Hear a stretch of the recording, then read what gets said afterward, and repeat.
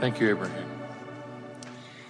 A lot of my questions have already been answered, except all of them have, but you can't find what's lost.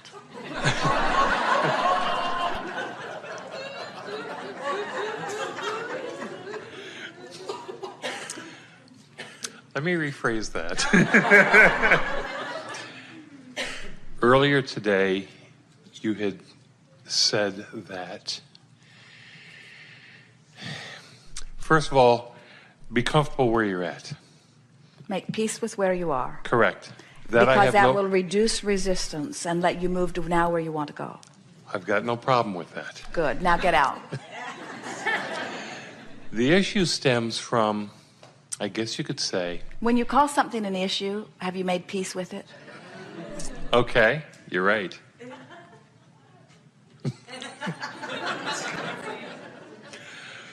Jerry will entitle this segment 10 Minutes of Harassment. That's okay. That's okay. It's quite warm in here. They should turn the air up. I'm comfortable where I am, and I can accept the aspects that I am dealing with insofar as myself. What I'm having trouble with, I believe, is I feel it's time to move on from the relationship. You know what's interesting, though? When you say, I'm comfortable with where I am, but I can't... With who I am, also. Well, I'm comfortable with who, what, where. I'm comfortable with where I am. But I want to move on.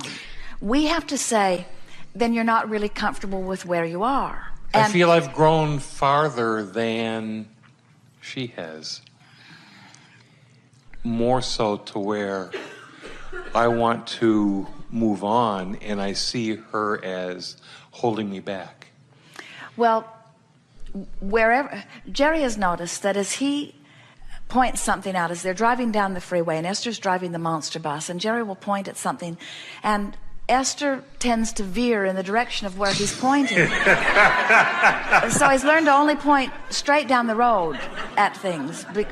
And we say you all tend to do that. You all go where you're looking. And so when you have decided that you are evolving faster than someone else, and you are looking at someone else where they are, the discomfort that you feel is that in your looking there, you're holding yourself you're not letting yourself go to where you're going. In other words, no one has to keep up with you, but you have to keep up with yourself by not blaming someone else for where you are. Okay, so how do you know when it's time, and you mentioned this earlier, how do you know when it's time to move on? Well, here's the way we would look at this. When it's time to move on, wild horses can't keep you from doing it. When it's time to move on, the inspiration to go is so fantastic and so intoxicating, and so there's so much desire within you that you can't bear not to go. And when you're going because you don't like where you are, that's a whole different thing. Right, because you're going to take yourself with you. But it's a whole different vibrational pattern, you see. So now we want to talk about this just a little, because we've made a bit of a jumble of it, and we want to bring some points of clarity to it. And we want to come back to something that you said right in the beginning, when you said, I'm comfortable with where I am, because you're hearing us say, make peace with where you are. And sometimes people will say that worries them, because what they think we're saying is, be satisfied with the outcome that has come out and accept it as all that will ever be. And that's not what we mean when we say make peace with where you are. When we say make peace with where you are, what we mean by that is find the best feeling thoughts that you can find about where you are from where you are. And in doing so, you align with the energy of Source, which then allows you to go anywhere you want to go. It's a vibrational thing again. Somebody else was talking about that here today. It's something about getting the desire out of the equation and amplifying the allowing part of it. And in order to make real sense of this, we have to say to you that everything that you've lived with this person and others has caused you to launch clarifying rockets of who you are. So of course you're moving on from where you have been. Of course you are. Your future is full of all kinds of differences. And when you make peace with where you are, which is to say, you don't find something about where you are that irritates you. You no longer find something about where you are that makes you unhappy. You only look at where you are and find things that you appreciate. As you look at where you are and find things that allow you to be who you are, then you can move to the vibrational escrow that you've got lined up. Isn't that interesting? So people say, well, here I am over here and I want to be over there. And we say, well, tell us about over there. And they say, well, I'm not very happy over here. I have issues over here. And we say, well, let's talk about over there. And they say, well, I have to get done with what's over here. And we say, you can't move over there as long as you're trying to get done with what's over here. When you make peace with what's here, which is to say you feel good about what's here, you find positive aspects about what's here, then you become then and only then do you become a vibrational match to what's over here.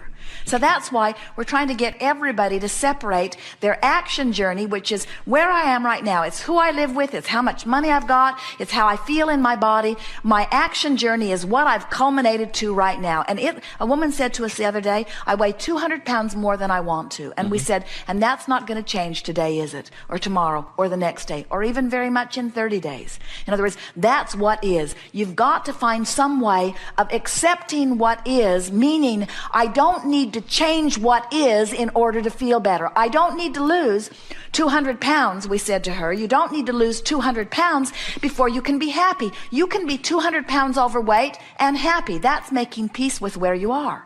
Or you can be 200 pounds overweight and unhappy. You can have arthritis in your hips and be fearful, or you can have arthritis in your hips and be hopeful. In other words, what is doesn't have to change. That's what we mean by making peace with where you are. Where I am doesn't have to change in order for my emotional journey to change.